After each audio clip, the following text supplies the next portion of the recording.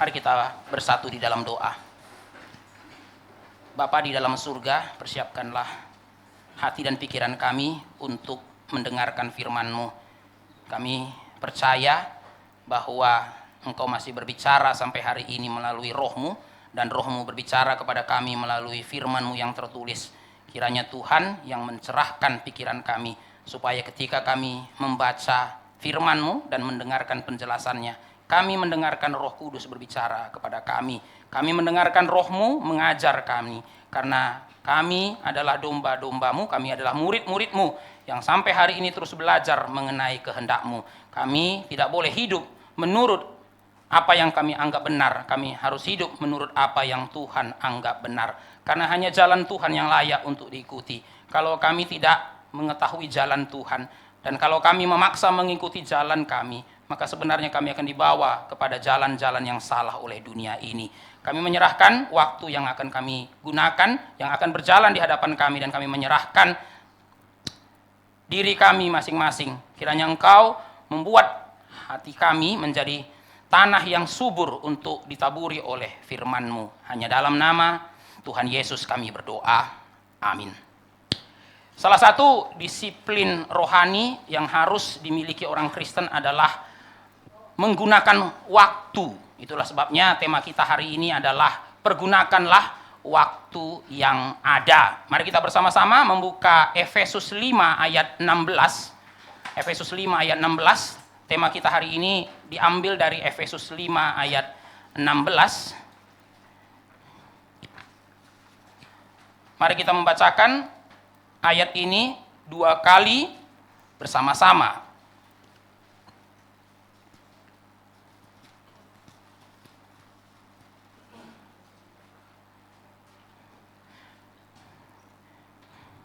Mari kita membacakan ayat ini. 2, 3, ya. Dan pergunakanlah waktu yang ada, karena hari-hari ini adalah jahat. Kita membacakannya sekali lagi bersama-sama dengan suara yang keras. 2, 3, ya. Dan pergunakanlah waktu yang ada. Bill Gates adalah salah satu orang sukses. Saya percaya tidak ada orang di dunia ini yang tidak tahu nama Bill Gates. Dia berhasil membangun sebuah perusahaan besar dari nol yang kita kenal dengan Microsoft. Saudara-saudara, Bill Gates mengakui bahwa keberhasilannya tidak bisa dilepaskan dari nasihat seorang konglomerat yang bernama Warren Buffett. Saudara-saudara, Warren Buffett menasihati Bill Gates tentang pentingnya time management, ya, tentang pentingnya manajemen waktu. Saudara-saudara, ketika memulai Microsoft, Bill Gates memiliki semangat kerja yang tinggi. Dia bisa bekerja sampai jam 2 pagi, saudara Tuhan. Dan dia juga minta supaya staf-stafnya mengikuti semangat kerjanya. Ya, saudara-saudara, Bill Gates itu sering memberikan perintah atau sering meminta staf-stafnya untuk bekerja sampai jam 2 pagi. Tetapi saudara Tuhan, sekalipun dia memiliki semangat kerja yang begitu tinggi, pekerjaannya tidak produktif. Mengapa? Karena manajemen waktunya buruk. Jadi walaupun dia punya semangat kerja yang tinggi, tetapi time manajemennya itu buruk. Saudara-saudara, semua ini berubah setelah suatu kali Bill Gates bertemu dengan Warren Buffett. Di dalam pertemuan itu, Warren Buffett menunjukkan kepada Bill Gates cara mengatur waktu.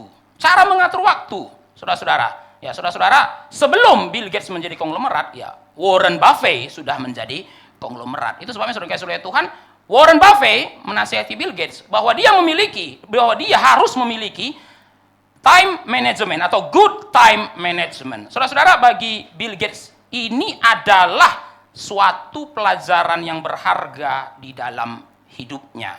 Ya, saudara-saudara Tuhan, pertemuannya dengan Warren Buffett itu mengubah cara kerjanya Bill Gates. Jadi dia tidak hanya punya semangat kerja yang tinggi, tapi dia juga memiliki manajemen waktu yang baik. Saudara-saudara, cerita ini menunjukkan bahwa kesuksesan sangat berkaitan dengan cara menggunakan waktu. Saya ulangi sekali lagi. Kesuksesan itu sangat berkaitan dengan cara menggunakan waktu. Semua orang sukses pasti memiliki good time management. Ya, saudara Tuhan, bahkan kita bisa mengatakan orang itu bakal jadi orang sukses, padahal waktu itu dia belum sukses. Dari mana kita tahu dia akan jadi orang sukses? Dari time managementnya. Dan kita bisa tahu juga, saudara-saudara, orang itu bakal jadi orang gagal, padahal dia orang kaya. Dari mana, saudara-saudara? Dari time managementnya. Maka saudara kasih Tuhan tidak salah ya, sekolah-sekolah itu sangat menekankan tentang time management. Jangan terlambat ke sekolah, jangan terlambat kumpul tugas. Saudara-saudara kasih Tuhan, mengapa sekolah itu sangat ketat di dalam masalah waktu? Ya, sekolah yang disiplin atau sekolah yang benar ya saudara-saudara, sekolah yang beres ya, pasti sangat ketat di dalam masalah waktu. Nggak boleh siswa datang sesuka hati, nggak boleh siswa kumpul PR sesuka hati, harus mengikuti jadwal yang sudah diberikan oleh sekolah. Mengapa sekolah itu sangat menekankan mengenai manajemen waktu? Ya, kamu nggak boleh telat ke sekolah karena saudara kasih Tuhan, orang yang tidak bertanggung jawab atau orang yang tidak memiliki manajemen waktu yang baik, itu kemungkinan besar jadi orang gagal. Ya, saudara-saudara, kemungkinan besar jadi orang gagal. Maka sudah perhatikan ya, banyak mahasiswa sebenarnya bukan mahasiswa yang pintar, tapi jadi sukses. Kenapa saudara-saudara? Orang bilang, karena dia tekun. Dia nggak pintar Pak, tapi dia tekun. Nah, saudara perhatikan baik-baik. Ya, salah satu bentuk ketekunan itu adalah dalam disiplin waktu. Saudara-saudara, kayak saudara, orang yang tidak punya disiplin waktu pasti nggak tekun. Dan orang yang tekun pasti disiplin dalam menggunakan waktunya. Dia tahu kapan untuk belajar. Dia tahu diri, saudara kasih Tuhan ya. Dia tahu diri, ya. Dia tidak bisa menyerap seperti temannya. Itu sebabnya saudara-saudara kasih Tuhan, dia membuat waktunya atau dia membuat jadwalnya lebih ketat daripada teman-temannya. Ketika teman-temannya main, dia belajar. Tidak tergoda. Kenapa? Tahu diri. Tapi sebaliknya saudara-saudara, kenapa banyak orang yang pintar tapi gagal? Karena sembarangan dengan menggunakan waktu. Harusnya dia kerja, dia malah main game. Kenapa saudara-saudara? Dia pikir, nanti juga bisa kok, nanti juga bisa, tarsok, saudara Tuhan. Ya, kalau yang lain harus kerja jauh-jauh hari, kalau saya nggak usah. Ya, kenapa? Saya lebih pintar daripada mereka. Akhirnya saudara-saudara banyak yang deadline-nya tidak kejar. Banyak yang mahasiswa saudara-saudara, banyak akhirnya deadline paper nggak kekejar. Oh pintar, tapi saudara-saudara, pintar sih pintar saudara-saudara, tapi kalau saudara disuruh kumpul 5 paper dalam satu semester, saudara Tuhan ya, wah, IQ pun tidak bisa menolong saudara, kalau saudara tidak disiplin dengan waktu. Saudara kebut 5 paper dalam satu malam, oh tipes saudara Tuhan ya. Ya tipes, ujungnya nggak kumpul tugas juga, kenapa? Masuk rumah sakit. Nah itu, saudara ngerti? Saudara-saudara perhatikan, banyak orang yang biasa-biasa saja sebenarnya IQ-nya, tapi berhasil. Kenapa? Mampu menggunakan waktu. Maka saudara perhatikan ya, orang yang tidak bisa menggunakan waktu dengan baik, itu potensi kegagalan jadi masa depan besar. Tapi orang yang bisa menggunakan waktu dengan baik, potensi keberhasilan jadi masa depan pun besar. Nah saudara-saudara, Alkitab juga mengajarkan kita untuk menggunakan waktu dengan baik. Saudara-saudara, Efesus 5:16 itu adalah salah satu ayat yang digunakan banyak orang Kristen ketika berbicara mengenai manajemen waktu. Kenapa waktu harus di-manage?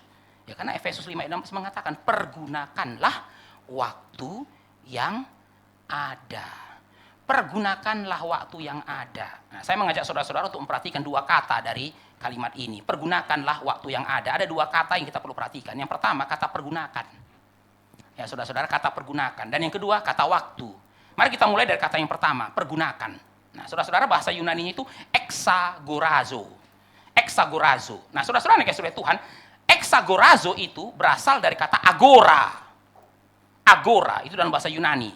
Ya, saudara-saudara, apa artinya agora dalam bahasa Indonesia, saudara-saudara ya? Saudara yang kasih Tuhan, agora itu artinya pasar.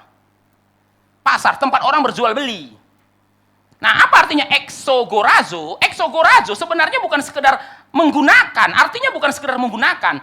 Exagorazo itu sebenarnya lebih tepat membeli. Membeli. Jadi waktu Paulus mengatakan pergunakanlah waktu, sebenarnya dia tidak hanya bermaksud gunakan waktumu ya, bukan. Beli. Buy out. Belilah waktu. Ya, saudara-saudara, ngapain kita di pasar? Ya, kita jual beli di pasar. Apa artinya exagorazo? Itu artinya membeli. Membeli. Nah, saudara-saudara, itu sebabnya di dalam beberapa terjemahan dalam bahasa Inggris, ayat 16, Efesus 5 ayat 16, saudara Tuhan, menggunakan istilah redeem. Redeem. Ya, bukan sekedar use, bukan.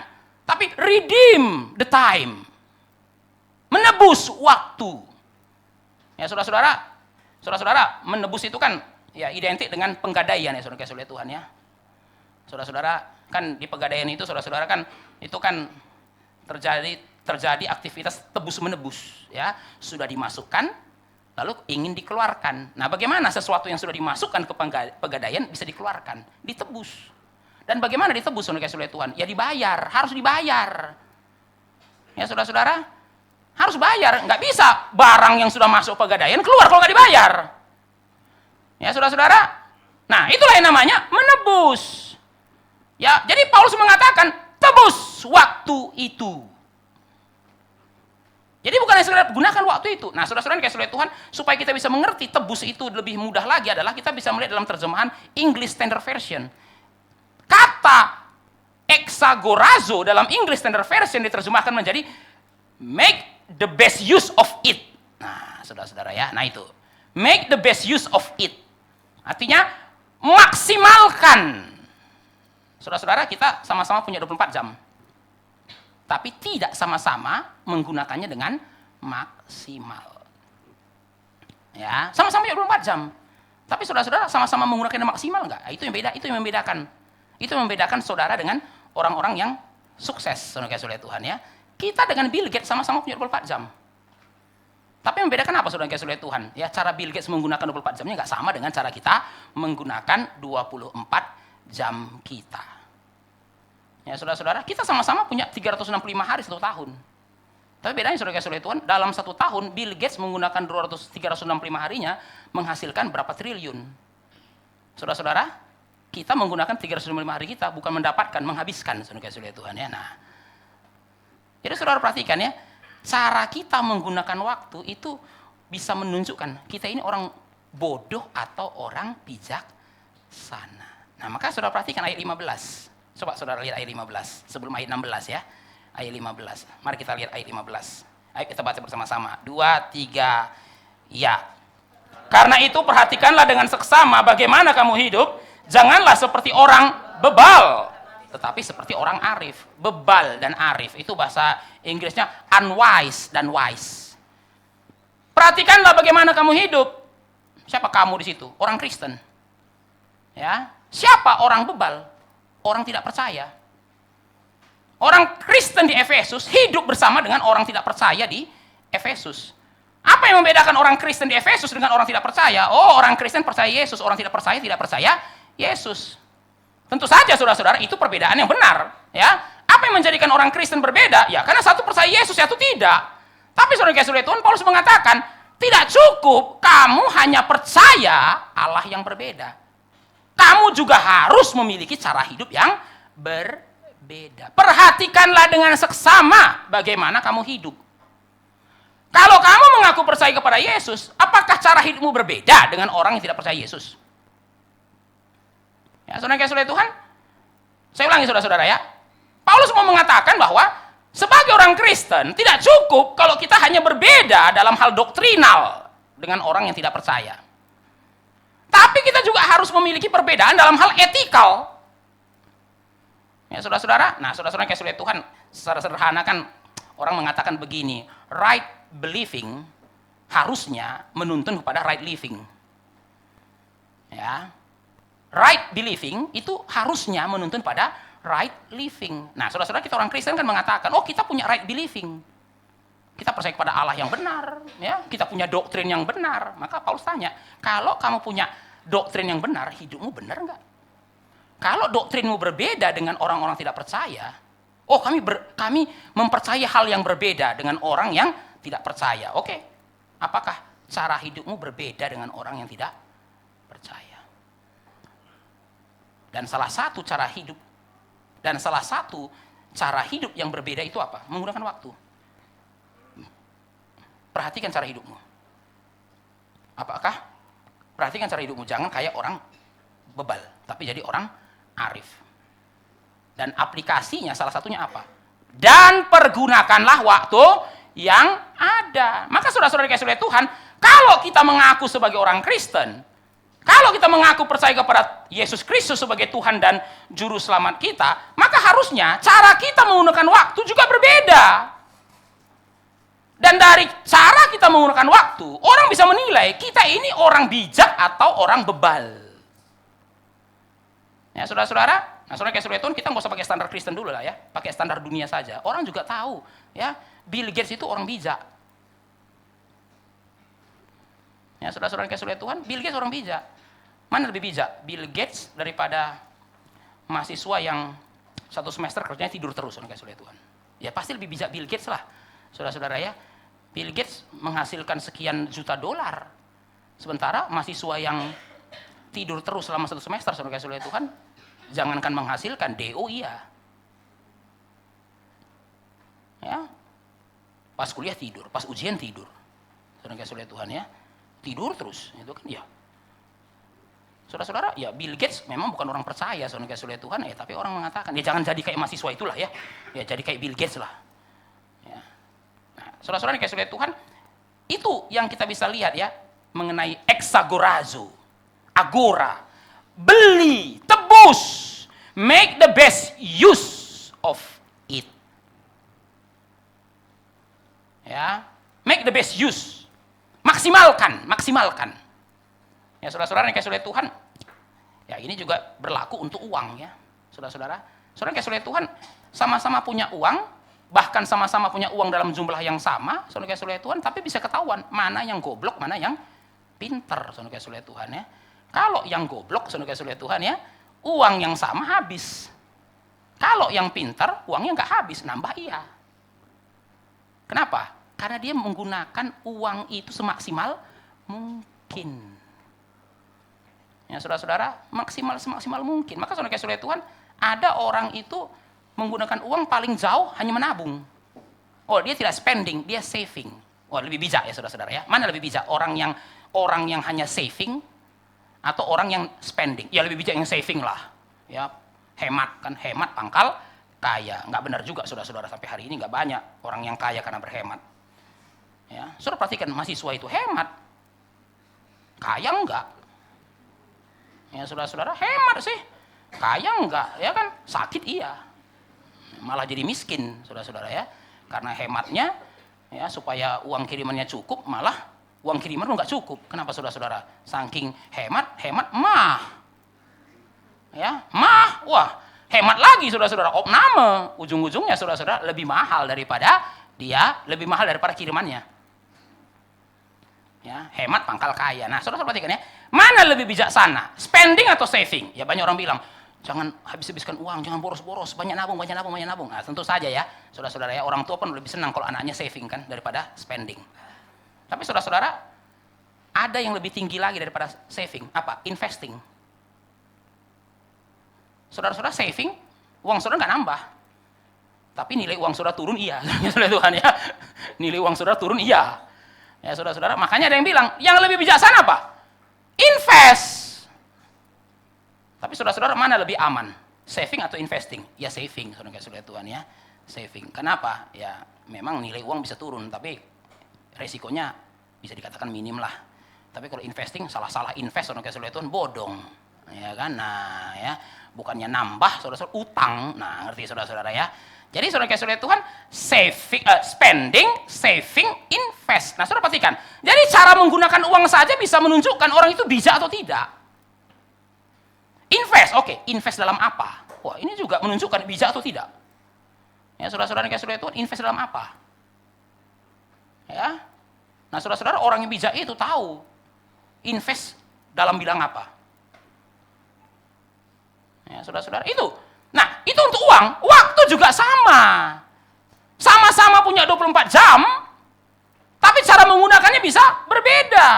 Ada yang 24 jamnya berlalu begitu saja seperti angin, ada yang 24 jamnya, saudara menghasilkan sesuatu. Produktif. Nah, saudara-saudara, maka salah satu pergumulan kita itu adalah bukan kurang waktu. Bukan, saudara-saudara. Kurang produktif. Waktu sih nggak kurang. Masalahnya, saudara-saudara, waktu yang habis itu nggak menghasilkan apa-apa. Maka saudara Tuhan, kenapa kita perlu time management yang baik? Ya, karena kita bukan hanya perlu waktu, kita harus produktif di dalam waktu. Nah, saudara-saudara, tentu saja produktif di sini sebagai orang Kristen nggak bisa diukur dengan uang, tapi kita harus ukur dengan spiritualitas. Nah, saudara Tuhan, apa yang dimaksud dengan produktif dan spiritualitas? Sederhana. Pertumbuhan rohani. Saudara kasih oleh Tuhan, orang yang tidak menggunakan waktunya dengan baik nggak akan bertumbuh. Maka di sini kita perhatikan ya, kenapa menggunakan waktu itu salah satu disiplin. Karena jika saudara tidak menggunakan waktu dengan baik, maka jangan heran spiritualitas saudara stagnan. Stuck. Kenapa? Karena tidak menggunakan waktu dengan baik. Ya saudara-saudara, maka kita tidak bisa mengukur ya saudara-saudara ya. Saya sudah punya manajemen waktu yang baik dari apa? Dari berapa yang saya hasilkan? Enggak. Ada kalanya saudara-saudara, saudara menggunakan waktu dengan baik, tapi secara finansial atau secara keuangan saudara-saudara tidak terlalu berdampak. Tapi bukan itu ukurannya. Saudara bertumbuh enggak? Saudara-saudara, untuk bertumbuh itu butuh manajemen waktu. Ya, jadi saudara jangan berpikir, ya saudara-saudara bertumbuh itu otomatis bertumbuh aja. Enggak saudara-saudara, pertumbuhan rohani itu butuh manajemen waktu. Saudara tidak mengatur waktu saudara dengan baik, ya wajar. Kerohanian saudara di situ-situ terus. Ya, mandek. Tapi orang yang semakin bertumbuh harusnya manajemen waktunya pun semakin baik. Manajemen waktunya pun semakin baik. Mari kita perhatikan kata yang kedua, kata waktu. Saudara-saudara, kata waktu. Nah, bahasa Yunani itu bukan kronos, tapi kairos. Memang ada dua istilah untuk waktu ya di dalam bahasa Yunani. Satu kronos, kronologi. Nah, kronologi itu adalah waktu secara kuantitas. 24 jam sehari. Nah, itu namanya kronos. Ya, dah habis 24 jamnya. Besok lagi ya. Nah, saudara-saudara ya, besok lagi. Besok lagi ya, itu sudah hari yang berbeda. Dari hari pertama ke hari kedua. Kenapa ini namanya hari kedua? Karena 24 jam yang pertama habis. Maka masuk ke 24 jam yang kedua. Itu namanya kronologis. Itu waktu kuantitatif. Tetapi kairos itu bukan waktu kuantitatif. Itu waktu kualitatif. Maka saudara-saudara, secara kuantitas kronos lebih besar daripada kairos. Tetapi secara kualitas kairos lebih besar daripada kronos. Saya kasih ilustrasi saudara kasih oleh Tuhan ya. Ada seorang seniman jalanan yang berbakat. Saudara-saudara kasih oleh Tuhan, setiap hari dia melukis di taman. Sudah bertahun-tahun dia melukis di taman. Saudara kasih oleh Tuhan. Nah, itulah identitasnya, seniman jalanan. Dia tidak punya galeri seni, dia tidak pernah bikin pameran.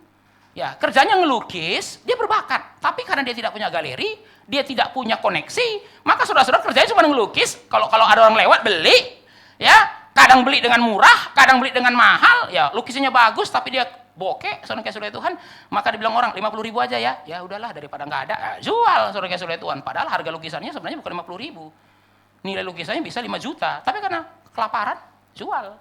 Kadang dapat uang banyak, kadang dapat uang dikit. Nah, itu yang dilajalain selama bertahun-tahun. Suatu hari datanglah seorang perempuan, ya, yang sudah cukup tua, saudara-saudara dikasih oleh Tuhan. Dia lihat seniman ini lagi melukis. Nah, saudara-saudara, perempuan ini bukan orang biasa. Kenapa? Karena dia adalah salah satu kolektor lukisan di kota itu. Jadi saudara-saudara, dia adalah orang yang sangat berpengalaman dengan lukisan. Dia lihat lukis ini, saudara kasih lihat, dia lihat ini karyanya bagus sekali. Kenapa bisa terdampar di jalanan seperti ini? Maka saudara-saudara kasih lihat Tuhan, dia ajak seniman ini ngobrol sebentar, dia kasih kartu namanya. Dia bilang, besok kamu datang ya ke rumah saya, ini alamatnya. Nah, saudara kasih lihat Tuhan, pelukis itu kemudian datang besoknya. Baru kaget, ternyata itu bukan rumah, itu galeri seni, saudara kasih lihat Tuhan. Ya, galeri seni sudah terkenal. Jadi lukisan kelas dunia itu banyak dikoleksi di situ. Wah, berarti bukan perempuan sembarangan dalam dunia seni. Nah, saudara-saudara, akhirnya perempuan itu bilang, ya, kamu mau nggak bikin pameran? Pakai galeri ini jadi pameran. Jadi saya kasih waktu, bikin lukisan, kamu pamerkan di sini. Nanti saya undang orang untuk datang melihat. Ya, singkat cerita saudara-saudara, dia bikin pameran itu pameran tunggal. Dari seorang seniman yang tak terkenal, saudara-saudara, dalam satu hari berubah menjadi seniman yang terkenal. Saudara kasih oleh Tuhan, apa yang membuat dari seniman terkenal, tidak terkenal menjadi seniman terkenal? Hanya beberapa menit ketemu dengan perempuan itu. Itu kairos. Bertahun-tahun tidak ada perubahan. Lukis, saudara kasih oleh Tuhan, nggak ada perubahan. Hanya 3 menit, saudara kasih oleh Tuhan, ini kartu nama saya, besok kamu datang. Langsung berubah jadi seniman terkenal. Kairos. Itu kairos. Makanya kairos disebut sebagai waktu kualitatif. Bukan kuantitasnya, tapi kualitasnya. Maka saudara-saudara ya, kata kairos itu lebih tepat diterjemahkan menjadi opportunity, kesempatan. Ya, atau bisa juga diterjemahkan menjadi momen. Saudara-saudara, kita punya 24 jam satu hari, tapi tidak semuanya itu adalah kairos. Bahkan seringkali saudara-saudara tidak ada kairosnya satu hari itu. Bagaimana harimu hari ini? Biasa. Nah, itu saudara lihat Tuhan ya. Biasa maksudnya gimana? Ya berjalan seperti biasa gitu ya. Berjalan seperti biasa. Saudara-saudara, kita punya 365 hari satu tahun. Tapi tidak semuanya kairos. Bisa saja saudara-saudara, satu hari pun tidak kairos. Berjalan seperti biasa. Sudah habis aja kalender ini. Nah, saudara-saudara ya, sudah habis aja kalender ini. Ya. Tapi selama 365 hari apa yang terjadi? Ya enggak ada yang terjadi, biasa aja. Mengalir seperti air, mengalir seperti air. Kenapa saudara-saudara Tuhan? Kita bisa mengalami hal seperti itu. Waktu berlalu, hari berganti, tapi semuanya mengalir seperti air. Tidak ada kairosnya. Karena kairos harus ditebus. Kairos harus ditebus. Makanya Paulus berkata, tebuslah kairos itu. Beli. Beli. Saudara kalau menunggu kairos, bisa nggak datang-datang saudara-saudara Tuhan? Saudara berpikir karena duduk gitu, tiba-tiba kairosnya datang. Nggak datang. Makanya Paulus bilang apa? Beli. Do not wait, create. Nah, saudara-saudara, kita kan ya seringkali mental menunggu kesempatan, saudara-saudara Tuhan ya. Nah, ya, menunggu kesempatan ya, menunggu kesempatan. Saudara-saudara Tuhan, kalau kita menebus kesempatan, kita nggak bisa menunggu, kita menciptakan kesempatan itu. Kita menciptakan kesempatan itu. Nah, saudara-saudara, kenapa saudara-saudara Tuhan kita harus mencipta? Kita tidak bisa hanya menunggu. Karena di ayat 16 setelah mengatakan pergunakanlah waktu yang ada, alasannya apa? Karena hari-hari ini jahat. Hari-hari ini jahat. Apa artinya hari-hari ini jahat, saudara-saudara Tuhan? Paulus mengatakan, kalau kamu menunggu waktu yang tepat untuk melakukan yang baik, nggak akan ada waktunya. Mana ada waktu yang tepat untuk melakukan yang baik di dunia ini? Karena dunia ini jahat kok. Saudara tunggu-tunggu kapan waktu yang tepat untuk melakukan yang baik. Nggak akan datang. Karena hari-hari ini jahat. Saudara-saudara Tuhan, kalau kita berdiam diri, hanya menunggu momen, saudara-saudara Tuhan, yang saudara ketemu nanti bukan momen untuk berbuat yang benar, yang saudara dapat momen berbuat yang jahat.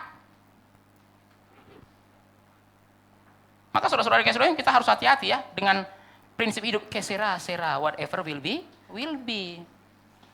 Ya saudara-saudara, iya memang kesera-sera, whatever will be what. Saudara-saudara, orang yang hidupnya kesera-sera ya, whatever will, mengalir seperti air aja lah ya, nggak usah terlalu ngotot lah ya, nggak usah ada target. Nanti akan mengikuti, jadi sendiri kok nanti. Jadi apa?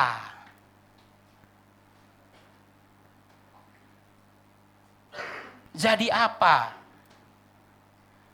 Ya, saudara-saudara Tuhan, kita orang Kristen harus punya sikap.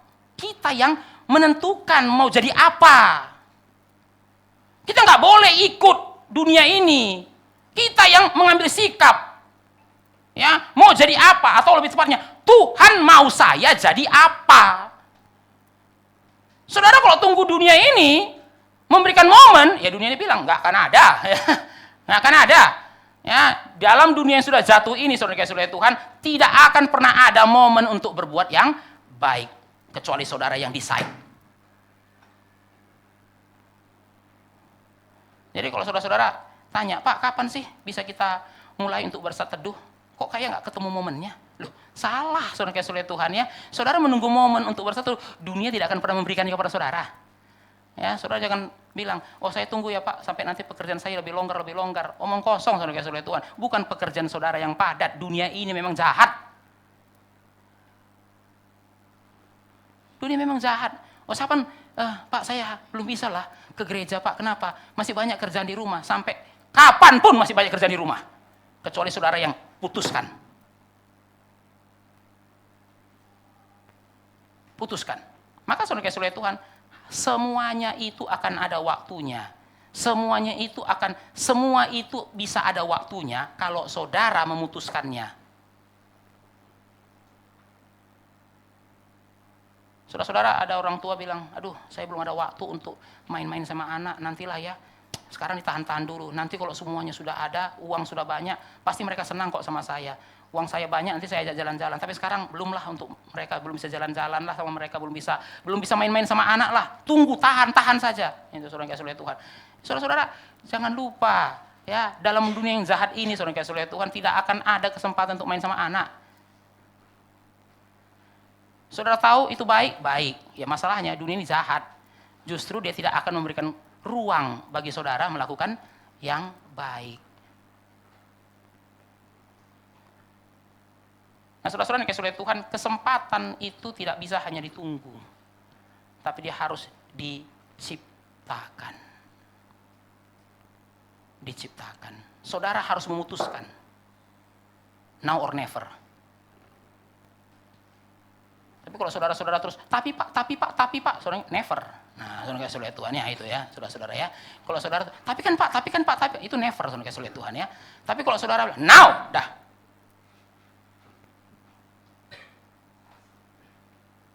Ya.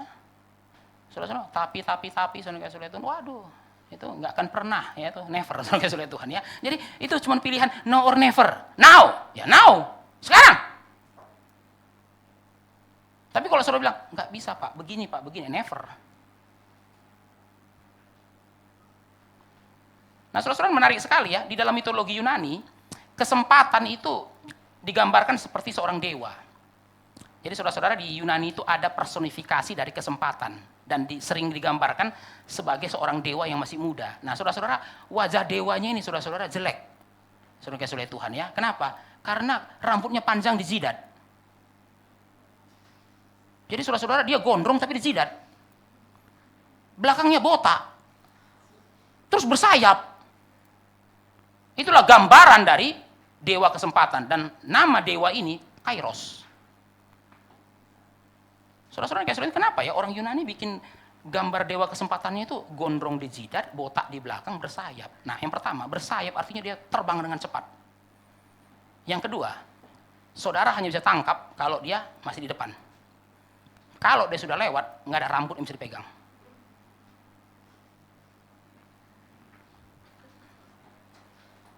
Itulah kenapa digambarkan seperti itu. Hanya bisa ditangkap kalau dia masih di depan. Kalau dia sudah lewat, tidak ada yang bisa saudara pegang, karena dia botak. Dan dia terbang dengan cepat. Saudara-saudara yang dikasihi oleh Tuhan, mari kita menebus kesempatan. Ya. Oh, dia akan cepat. Saudara-saudara kalau tunggu-tunggu lambat-lambat saudara kasih oleh Tuhan, ya lewat. Lewat. Dan seringkali saudara-saudara ya, ada orang yang tidak sadar kesempatan sudah lewat. Wah, saudara kasih oleh Tuhan, ini orang paling kasihan saudara-saudara ya. Sudah lewat pun enggak sadar. Orang kalau sadar kesempatan lewat, dia akan menyesal. Dan dia coba untuk tidak melakukannya di kemudian hari. Tapi kalau orang sudah lewat nggak sadar, kalau kasih oleh Tuhan, wah ini orang yang paling kasihan. Sudah lewat loh kesempatan ini, nggak tahu loh. Maka saudara-saudara yang kasih oleh Tuhan, ya dalam pelayanan pun sama ya saudara-saudara ya. Kita nggak boleh melewatkan kesempatan. Kenapa? Saudara jangan berpikir, minggu depan juga masih ada, atau bulan depan juga masih ada, atau tahun depan juga masih ada. Saudara, dari mana saudara tahu masih ada? Ya saudara-saudara, seminar, MRI mah seminar terus, nanti juga ada. Oh, tahu dari mana? Saudara-saudara yang kasih oleh Tuhan, tahu dari mana? Kalau ada saudara kasih oleh Tuhan, emang sama.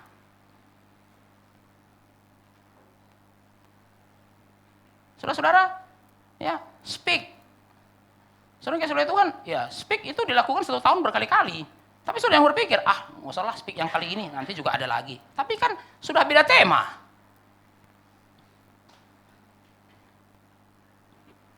Maka saudara-saudara yang kasih Tuhan, di gereja ini kita jarang membahas dua tema yang sama.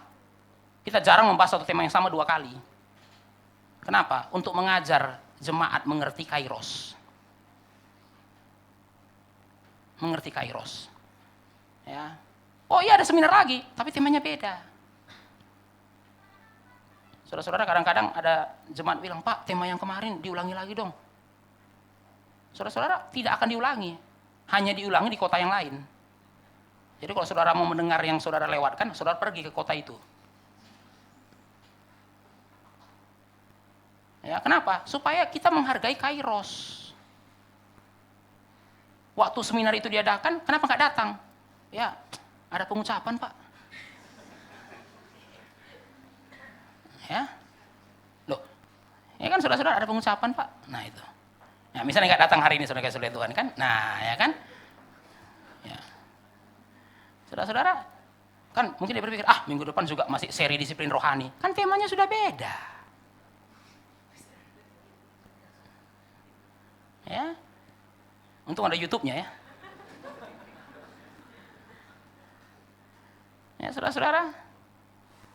Nah, jadi saudara-saudara Tuhan, pelayanan juga sama. Saudara kalau dikasih kepercayaan pelayanan, saudara jangan tolak. Pelayanan akan selalu ada. Iya, saudara, tapi sudah beda momen. Nah, sudah beda momen. Saudara-saudara, mari kita lihat mengapa kita perlu menebus kesempatan. Ada 4 alasan. Yang pertama, karena waktu adalah milik Allah. Waktu adalah milik Allah. Mari kita bersama-sama melihat Mazmur 31:15 ya. Mazmur 31:15. Saudara-saudara membukanya bersama-sama. Saya akan membacakannya untuk kita semua. Mazmur 31:15. Masa hidupku ada dalam tanganmu. My time is in your hand. My time, tapi in your hand. Nah, jadi saudara Tuhan itu waktuku atau waktu Tuhan. Pada satu sisi dikatakan my time, tapi in your hand. Jadi sebenarnya waktu ini waktu saya atau waktu Tuhan. Saudara Tuhan, waktu kita itu adalah waktu Tuhan. Jadi bukan kita yang mempunyai waktu. Tuhan yang punya waktu, dia percayakan kepada kita. Maka saudara perlu membedakan mana owner, mana steward. Jadi saudara-saudara, kita bukan owner of time. Kita bukan pemilik waktu. Kita hanyalah penata layan terhadap waktu. Atau untuk memudahkan kita mengerti kata penata layan, pengelola. Itu waktunya Tuhan yang dipercayakan untuk saudara kelola. Dan namanya pengelola harus bertanggung jawab kepada pemilik. Jadi saudara-saudara Tuhan, ketika kita bicara mengenai my time, waktuku, jangan lupa, saudara bukan pemilik.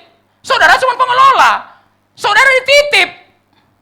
Dan suatu hari, yang dititip itu diambil. Itu namanya mati, saudara-saudara Tuhan. Ya kan? Nah. Jadi kalau saudara bilang, ya ini kan waktuku. Ya, saya lakukan, saya gunakan sesuai yang saya mau. Salah. Karena kalau ini waktu saudara, harusnya nggak mati dong kita. Lah ternyata bisa mati.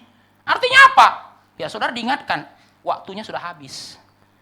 Balikin. Ya saudara-saudara, maka saudara ingat ya perumpamaan talenta itu ya. Ada dikasih 5, ada dikasih 2, ada dikasih 1 kan.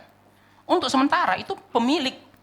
Setiap orang itu, setiap hamba itu memiliki talenta itu. Makanya mereka boleh gunakan seperti yang mereka mau. Tapi jangan lupa, akhir dari perumpamaan itu. Semua yang dikasih talenta diminta pertanggungjawaban. Saya kasih 5, ini. Kasih 2, berapa? Saudara-saudara, waktu Tuhan itu pergi, talenta itu seakan-akan milik dari hambanya. Yang 5 punya 5, yang 2 punya 2, yang 1 punya 1. Tapi setelah Tuhan itu balik, baru terasa ya saudara-saudara ya, wah bahwa selama ini bukan milik saya loh, itu milik si Tuhan itu. Baru Tuhan itu, mana? Baru yang 5 bilang, ya saya sudah berdagang, berdagang. Yang kedua, saya juga berdagang, ya kan? Yang 1, saya simpan. Saudara-saudara, talenta itu bisa kita terjemahkan sebagai waktu. Waktu, bedanya apa saudara-saudara? Yang 1 dikasih 5 talenta, yang 1 2 talenta. Kita sama-sama dikasih 24 jam. Kita sama-sama dikasih 24 jam. Kita apain ini? Ini bukan waktunya kita, ini waktunya Tuhan. Saya kutip dari Warren Buffett. Dia mengatakan, saya bisa beli apapun, tapi saya tidak bisa membeli waktu. Saudara-saudara, orang kaya kayak dia aja ngaku kok. Ya, uang saya banyak, bisa beli apapun, kecuali waktu. Itu kenapa dia nasihati Bill Gates, kamu harus punya time management yang baik. Kenapa? Ini yang kita tidak bisa beli. Saudara-saudara yang kasih oleh Tuhan, saudara nggak bisa beli waktu. Saudara cuma bisa dapat. Ya. Walaupun kita sama-sama dapat 24 jam, tapi jangan lupa, ada yang dikasih Tuhan panjang, ada yang dikasih Tuhan pendek umurnya, saudara kasih oleh Tuhan ya. Saudara tidak bisa beli waktu, saudara harus mengelola waktu dengan bertanggung jawab. Bertanggung jawab. Maka saudara kasih oleh Tuhan, manajemen waktu dalam kekristenan itu bukan hanya urusan efisiensi. Ya. Mengapa kita manajemen waktu? Supaya efisien. Bukan, saudara kasih oleh Tuhan. Manajemen waktu itu urusan pertanggungjawaban. Suatu hari Tuhan akan tanya, apakah kamu sudah menggunakan waktumu semaksimal mungkin? Ditanya.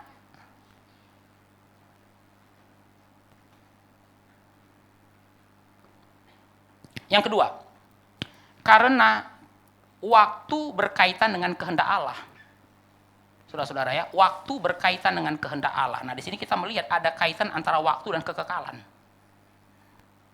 Ada waktu dan kekekalan. Banyak orang bilang begini, saudara-saudara ya, Tuhan kan berada dalam kekekalan, dan di dalam kekekalan tidak ada masa lalu, tidak ada masa kini, dan tidak ada masa depan. Semuanya masa kini. Di dalam kekekalan tidak ada masa lalu, tidak ada masa depan, yang ada masa kini. Semua present, itu namanya kekekalan. Jadi Tuhan itu sudah melihat dari masa depan sampai dari masa lalu sampai masa depan, itu semua dalam masa kini. Kenapa, saudara-saudara? Ya karena kekekalan itu melampaui waktu. Itu benar. Tapi saudara yang kasih oleh Tuhan, waktu pun berkaitan dengan kekekalan. Ada titik temu antara waktu dan kekekalan. Di mana titik temunya? Di kehendak Tuhan. Saudara-saudara yang dikasih oleh Tuhan, semua yang Allah kerjakan sudah direncanakannya. Saya ulangi, saudara-saudara. Semua yang Allah kerjakan direncanakannya. Kapan Allah merencanakan? Di dalam kekekalan. Kapan Allah mengerjakan? Di dalam waktu. Saya ulangi, saudara-saudara ya. Kapan Allah merencanakan dunia ini? Dalam kekekalan. Kapan Allah menciptakan dunia ini? Di dalam waktu. Kapan Allah merencanakan penebusan? Di dalam kekekalan. Kapan Allah mengerjakan penebusan? Di dalam waktu. Saudara perhatikan ya. Waktu itu serius. Kenapa? Karena waktu punya kaitan dengan kehendak Allah. Kehendak Allah. Maka saudara kasih oleh Tuhan, di dalam perjanjian baru ya, waktu bicara mengenai penebusan, berkali-kali muncul istilah setelah genap waktunya. Setelah genap waktunya.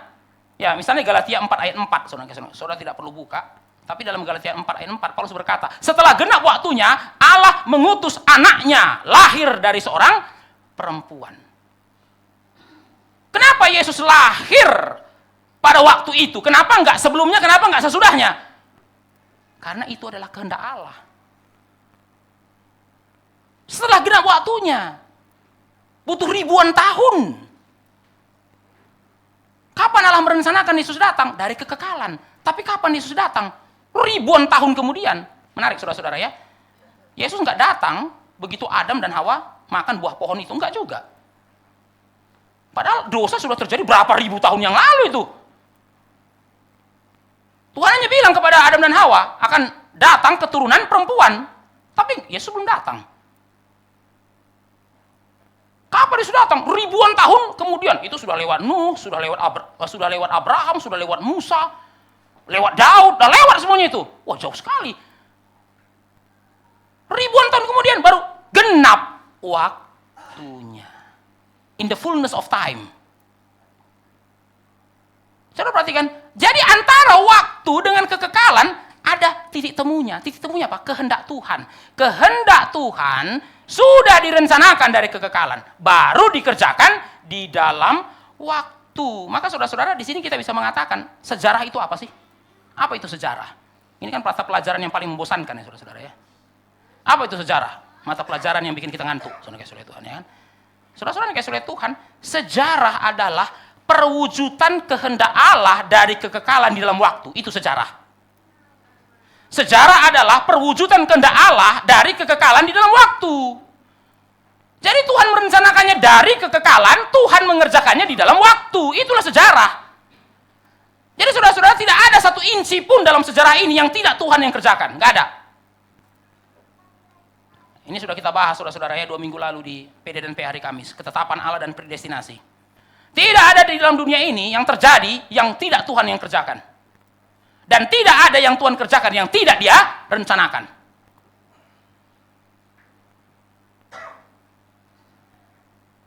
Tidak ada saudara-saudara. Makanya kita percaya tidak ada kebetulan. Kedaulatan Allah itu sampai detail-detail. Tidak ada yang terjadi di dalam dunia ini yang tidak Tuhan yang kerjakan, dan tidak ada yang Tuhan kerjakan yang tidak Dia rencanakan. Kapan Dia merencanakannya? Dari kekekalan. Itu sejarah. Raja naik, raja jatuh. Kerajaan datang dan pergi.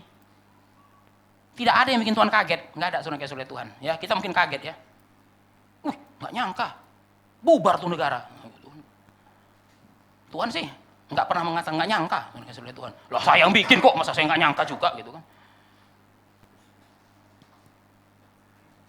Ya saudara-saudara. Saudara dan saya bisa kaget ketika mengalami sebuah peristiwa. Tapi peristiwa yang saudara alami itu Tuhan nggak kaget. Karena itu sudah direncanakannya dari kekekalan. Itu yang namanya sejarah. Maka bahasa Inggrisnya history. His, Tuhan. Story, cerita. Apa itu sejarah? Ceritanya Tuhan. Saudara-saudara yang kasih Tuhan, saya kutip dari Jürgen Moltmann. Jürgen Moltmann seorang teolog Jerman, dia mengatakan, sejarah adalah arena di mana Allah melakukan kehendaknya. Nah itu, sejarah itu panggung di mana Tuhan melakukan kehendaknya. Jadi nggak ada yang terjadi di panggung sejarah ini yang bukan Tuhan yang melakukannya. Saudara-saudara yang kasih oleh Tuhan, kalau begitu kita harus hati-hati ya waktu menggunakan waktu. Kita harus hati-hati waktu menggunakan waktu, saudara kasih oleh Tuhan. Kenapa? Karena waktu itu berkaitan dengan kehendak Tuhan. Tapi seringkali secara sadar, saudara-saudara ya, kita pakai waktu untuk kehendak kita. Ya saudara-saudara, nah di sini perbedaan saudara-saudara ya, manajemen waktu orang Kristen dengan orang bukan Kristen. Orang bukan Kristen juga manajemen waktu, tapi semua temanya satu, me, aku. Jam segini. Untuk apa semuanya? Untukku. Tapi orang Kristen saudara-saudara serius dengan waktu. Kenapa? Karena waktu itu adalah wadah di mana Tuhan melakukan kehendaknya. Maka waktu saya menggunakan waktu, seorang kasih oleh Tuhan, saya harus sadar bahwa waktu ini bukan untuk kehendakku, waktu ini adalah untuk kehendak Allah. Saudara-saudara yang kasih oleh Tuhan, waktu bukan wadah untuk kita melakukan ambisi kita. Waktu adalah wadah untuk kita terlibat dalam kehendak Allah. Untuk itulah Tuhan kasih waktu kepada saudara. Ini waktunya Tuhan, bukan waktunya saudara. Tapi kenapa Tuhan titip waktu untuk saudara? Supaya saudara bisa terlibat di dalam kehendaknya. Supaya saudara bisa terlibat dalam kehendaknya. Jadi saudara-saudara, mengapa kita lahir ke dalam dunia ini? Dari situlah waktu kita dimulai. Semakin kita besar, waktu kita sudah berjalan. Tapi saudara-saudara perlu tanya, kenapa Tuhan berikan saya waktu di dalam dunia ini? Supaya saya bisa partisipasi di dalam rencananya. Supaya kita bisa terlibat di dalam rencananya, di dalam perwujudan kehendaknya. Maka saudara-saudara, pertanyaan mengenai waktu bukan apa kehendakku, bukan apa kehendakmu. Apa kehendak Tuhan bagi zaman ini dan di mana bagianku? Saudara-saudara pernah nggak saudara bertanya, apa kehendak Tuhan di zaman ini? Saudara kan lahir di zaman ini. Apa kehendak Tuhan bagi zaman ini dan di mana posisi saudara? Kenapa saudara nggak lahir abad ke-17 misalnya saudara-saudara ya? Kenapa saudara nggak lahir nanti abad 30? Kenapa saudara saya lahirnya sekarang? Karena ada kehendak Tuhan untuk zaman ini. Dan saudara dan saya dipanggil untuk terlibat. Itu kenapa saudara dan saya dihadirkan.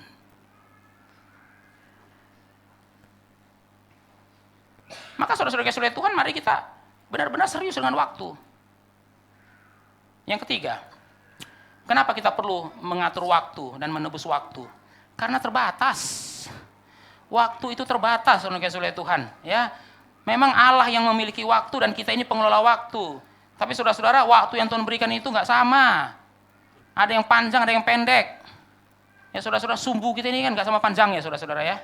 Ada yang panjang, ada yang nyalanya bisa sampai 100 tahun, saudara-saudara Tuhan, kayak Mahathir Muhammad. Ya, tapi ada yang nyalanya cuma 30 tahun. Ada yang baru nyala langsung mati, saudara-saudara Tuhan kan. Tapi ada dinyalakan, belum mati-mati. Saudara-saudara, Tuhan memberikan kepada setiap orang waktu yang berbeda. Kronos yang berbeda. Ada yang kronologinya bisa 100 tahun, ada yang kronologinya cuma 50 tahun, ada yang kronologinya 30 tahun. Tapi saudara-saudara Tuhan, yang penting bukan panjang pendeknya, yang penting fokusnya.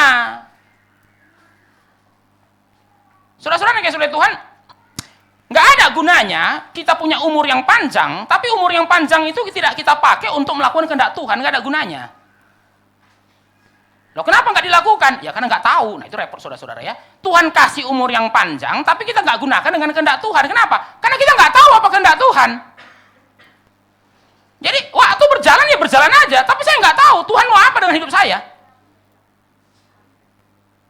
Nah saudara-saudara, mari kita lihat 17 ayat setelah ayat 16. Nah mari kita lihat ayat 17 bersama-sama. Kita baca bersama-sama ya. 2, 3, ya. Sebab itu janganlah kamu bodoh, tetapi usahakanlah supaya kamu mengerti kehendak Tuhan. Nah setelah bicara mengenai penggunaan waktu, Paulus berbicara mengenai kehendak Tuhan.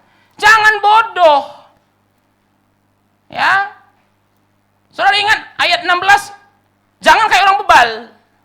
Ayat 17, jangan bodoh. Apa kaitannya saudara-saudara Tuhan? Orang yang tidak tahu kehendak Tuhan akan menggunakan waktu seperti orang bodoh. Saudara-saudara Tuhan, apa ciri orang bodoh? Boros waktunya. Ya saudara-saudara, kehidupannya tidak lebih dari trial and error terus, nggak pernah tepat. Kenapa trial and error? Nggak tahu Tuhan mau apa.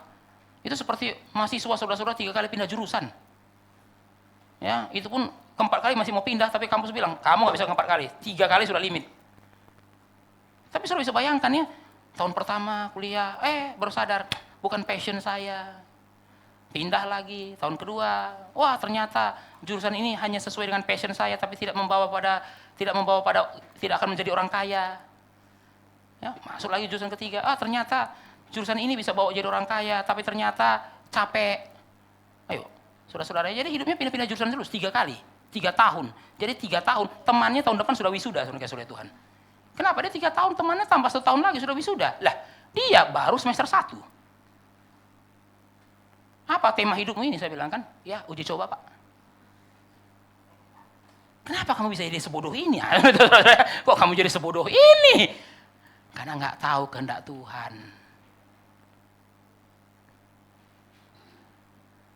Ya sudah bisa bayangkan, ya kan nggak apa-apa Pak, kan 3 tahun kan nggak lama lah. Ya apalah 3 tahun itu Pak, bukan apa saudara, 3 tahun itu ya 3 tahunnya Tuhan. Lalu tema saudara 3 tahun ngapain? Ganti-ganti jurusan. Saudara-saudara, bukankah hidup ini indah ya? Kalau kita tahu kehendak Tuhan. Kalaupun hidup ini nggak panjang, saudara-saudara ya, semuanya sesuai dengan kehendak Tuhan. Bukankah itu indah? Daripada 100 tahun hidup isinya uji coba semua. Jadi apa tema OPA selama 100 tahun ini? Ya, hidup ini adalah uji coba. Trial, error ya. Untuk memperbaiki yang error butuh belasan tahun. Trial lagi, error lagi. Perbaikin yang error belasan tahun lagi. Wah, Tuhan baik, kasih umur yang panjang. Untuk apa? Untuk memperbaiki semua yang error. Soalnya bisa bayangkan ya, umur panjang. Tapi coba Bapak ceritakan apa yang terjadi selama umur panjang ini. Aduh, pernikahan yang gagal. Kenapa gagal? Karena nggak tahu bagaimana menikah sesuai kehendak Tuhan, gagal. Ya, tapi kegagalan itu bukan cuma kegagalan. Di dalam kegagalan itu ada anak yang benci saya. Jadi sudah ketemu belum sama anak dari pernikahan yang gagal itu? Pernah sih usaha, cuman dia benci saya. Waduh. Sekarang usia berapa? Opa, 80. Terus gimana? Saya ingin sebelum saya pergi, panggil anak itu supaya saya bisa damai dengan dia. Aduh, kalau mau damai, kalau enggak? Ya kalau enggak gimana ya? Enggak mau mati juga sih, tapi gimana kan saya nggak bisa ngatur saya matinya kapan ya. Lah, kan hidup kayak gini. Saudara bayangkan, ayo, saudara masih nyanyi panjang umurnya kayak gitu. Mari kita nyanyikan panjang umurnya untuk opa ini. Saudara senyum-senyum nyanyi-nyanyi, dia sedih-sedih. Semakin panjang ini semakin banyak ini. Banyak hutang-hutang yang belum terselesaikan. Saudara-saudara nih kasih Tuhan, orang Asia pada umumnya kan mendewakan umur panjang ya. Pokoknya kalau panjang itu berkat Tuhan lah, saudara kasih Tuhan ya. Saudara-saudara nggak tentu, makin panjang makin berkat Tuhan. Bisa saja saudara-saudara makin panjang, kutukannya panjang, saudara kasih Tuhan. Mari kita belajar dari Yesus ya, pendek. 33 tahun. Nggak ada yang meleset satupun. Tidak ada yang meleset. Saudara-saudara dikasih oleh Tuhan, ingat waktu kita terbatas. Ya, nggak tahu batasnya. Setiap orang beda-beda. Tapi biarlah kita bisa melakukan kehendak Tuhan di dalam waktu yang terbatas ini. Saudara-saudara, Pak Tom di dalam bukunya Waktu dan Hikmat mengatakan, orang yang bijak adalah orang yang bisa mengubah Kronos menjadi Kairos. Dia tidak menunggu Kairos.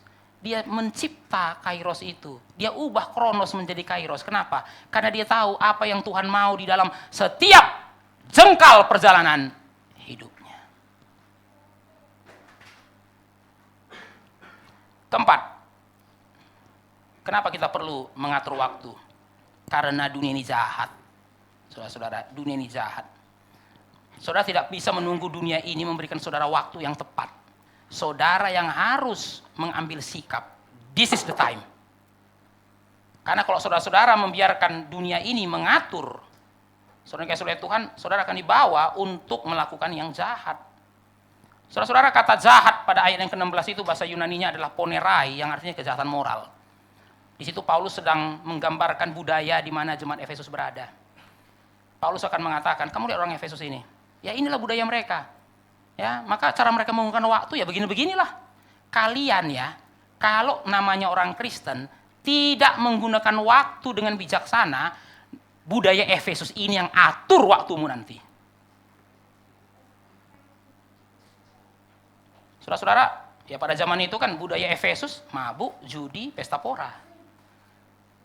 Saudara-saudara, itulah cara mereka mengisi waktunya. Dan Paulus bilang, kalau kamu nggak mengatur waktumu kalau kamu tidak aktif di dalam mengatur waktumu, ya semua ini akan kamu ikuti. Mabuk, judi, dan pesta pora. Kalau saudara tidak mengatur waktu saudara sesuai dengan firman Tuhan, dunia ini akan mengatur waktu saudara. Maka saudara-saudara kasih oleh Tuhan, mengatur waktu adalah cara kita melawan budaya yang berdosa.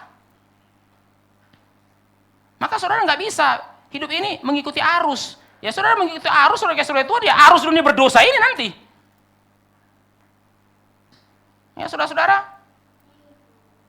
saya ulangi saudara-saudara ya. Saudara kalau tidak mengatur waktu saudara sesuai dengan firman Tuhan, dunia yang ngatur waktu saudara. Maka kalau saudara tanya, benar nggak sih orang nggak ada waktu untuk Tuhan? Enggak. Orang punya waktu untuk Tuhan, dia nggak mau. Orang punya waktu Tuhan, tapi dia nggak mau kok. Karena kalau saudara benar-benar intensional, niat, ada waktu. Ada waktu. Ini tergantung prioritas kok. Tergantung prioritas. Saudara-saudara yang kasih oleh Tuhan, kalau saudara menetapkan, saya hari Minggu nggak mau diganggu. Urusan gereja nggak mau diganggu. Udah. Itu namanya intensional. Saya nggak mau diganggu. Hari Minggu saya mau urusan gereja. Dah, saya nggak mau diganggu. Maka saudara yang kasih oleh Tuhan, acara apapun hari itu saudara yang kasih oleh Tuhan, saudara akan bisa sesuaikan kok. Tapi kalau saudara-saudara pelin-pelan, besok ke gereja nggak? Tergantung, ada yang ngajakin nggak? Saudara-saudara, ngerti saudara-saudara ya? Ada yang ngajakin nggak? Tergantung besok nih. Yang ngajakin pertama kemana? Ke Minsel atau ke gereja? Saudara-saudara Tuhan, ayo. Kalau saudara-saudara sudah hari Sabtu begini, saudara-saudara, kebanyakan sih besok yang datang pertama bukan yang ngajak ke gereja. Karena hari ini jahat. Saudara bisa ngerti apa maksud Paulus? Pergunakan waktu yang ada karena dunia ini jahat. Saudara kalau tidak menetapkan posisi, ya dunia akan kirim saudara-saudara itu. Nah ini, ayo.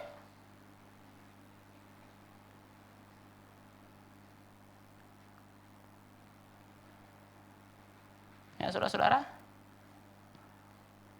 Nah saudara-saudara kayak saudara Tuhan, jangan biarkan hidup kita mengalir seperti air. Jangan. Saudara-saudara, kita membutuhkan struktur untuk waktu kita. Struktur. Jadi saudara-saudara jangan bikin jadwal saudara itu sangat fluid. Kayak cairan saudara-saudara Tuhan. Bisa jadi apapun. Saudara harus punya struktur. Dan itu butuh disiplin jadwal. Ya, saudara tunggu waktu untuk saat teduh. Nggak akan ada waktu untuk saat teduh. Saudara tetapkan saat teduh jam berapa. Karena semakin ditunggu saudara-saudara, kayaknya semakin nggak mendukung untuk saat teduh. Saudara tetapkan, saya mau 1 jam segini, saya nggak mau diganggu. Saudara-saudara, Bill Gates itu, dia punya waktu untuk bekerja. Di waktu itu, saudara-saudara Tuhan, dia tidak mau diganggu. Dia ada waktu untuk retret, saudara-saudara Tuhan. Ya. Dia ada waktu untuk retret. Retret itu tempat dia untuk baca buku dan menemukan inovasi baru. Itu kenapa Microsoft bisa berkembang, saudara-saudara Tuhan. Karena dia pendiri dan dia tidak mau ketinggalan tren. Maka dia perlu waktu. Dia perlu waktu, dia perlu tempat, dia retret di situ. Dan saudara-saudara Tuhan, ada waktu, bukan ada waktu, hampir setiap hari kalau ada di kantor saudara-saudara Tuhan, dia ada satu tempat, dia kerja di situ.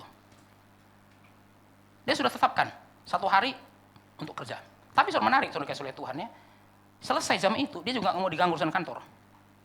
Dia pulang ke rumah, makan malam dengan keluarganya. Di situ nggak mau diganggu urusan kantor. Maka saudara perhatikan saudara-saudara Tuhan ya. Orang yang seringkali tidak disiplin dengan waktu, malah hidup menjadi chaos. Waktu makan ngerjain urusan kantor, karena waktu urusan kantor dia makan. Nah, perhatikan saudara-saudara Tuhan. Ya saudara-saudara, waktu kerja di kantor dia makan, ya jangan heran pas makan malam dikejar urusan kantor. Saudara-saudara, banyak orang bilang begini ya, lawan dari sibuk itu malas. Enggak, bukan itu lawan dari sibuk. Karena banyak orang malas jadi sibuk. Bedanya kapan? Saudara-saudara, itu orang bilang, oh dia sibuk, dia malas. Enggak, saudara-saudara, orang malas pun jadi sibuk. Ya, coba saudara perhatikan mahasiswa yang malas itu. Menjelang akhir semester sibuk kan? Kenapa? Malas. Malas. Bulan pertama, bulan kedua malas. Akhirnya waktu menjelang akhir semester, kebut. Nah itu kan, itu jadi sibuk dia. Tidak cuci baju 1 minggu saudara Tuhan. Menjelang hari Sabtu, cucian sudah 1 ember. Sibuk, ngerti saudara-saudara ya. Kalau dia sibuk dari Senin sampai Jumat, Sabtu dia bisa tenang. Tapi kalau dia malas Senin sampai Jumat, Sabtu dia sibuk. Jadi apa masalahnya orang sibuk dan orang malas? Fokus. Fokus. Saudara-saudara kayak saudara Tuhan, biarlah kita tidak hanya sibuk, ya kita fokus. Jangan sampai kita sibuk, tanya, ngapain kamu? Nggak tahu. Loh, ini sibuk tapi nggak tahu ngapain. Ya itu terjadi pada zaman modern ini, saudara-saudara. Nah, saudara ngerti, zaman modern ini digambarkan oleh satu orang itu apa? Hurry sickness. Ya, saudara Tuhan, hurry sickness. Ya, sakit yang sakit terburu-buru gitu. Kenapa saudara-saudara? Ya ini ciri orang modern. Sibuk ditanya. Kenapa? Nggak tahu. Loh, kok bisa kelihatan sibuk tapi nggak tahu kenapa? Lah itulah zaman modern. Sibuk tapi nggak tahu kenapa dia sibuk. Saudara-saudara, kiranya kita menjadi orang Kristen yang menggunakan waktu dengan bertanggung jawab. Ya, menggunakan waktu dengan bertanggung jawab. Kalau saudara ingin bertumbuh, saudara harus punya timetable yang jelas. Bukan berarti saudara-saudara tidak boleh fleksibel di dalam timetable saudara. Tapi saudara-saudara tetap harus ada strukturnya. Dan saudara ikutin struktur itu. Kecuali hal-hal tertentu yang perlu menyesuaikan diri. Baru saudara-saudara bisa mengalami pertumbuhan. mengalami pertumbuhan. Mari kita bersatu dalam doa. Bapa di dalam surga, terima kasih untuk firman yang sudah kami renungkan. Kiranya kami menjadi orang Kristen yang menggunakan waktu kami dengan benar. Karena Tuhan memberikan kami waktu, dan kami akan mempertanggungjawabkan waktu itu kepada Tuhan. Kiranya kami tidak menjadi orang Kristen yang lalai dalam menggunakan waktu kami. Kami berdoa supaya kami menjadi orang yang bijaksana, bukan menjadi orang yang bebal. Di dalam nama Tuhan Yesus kami berdoa. Amin.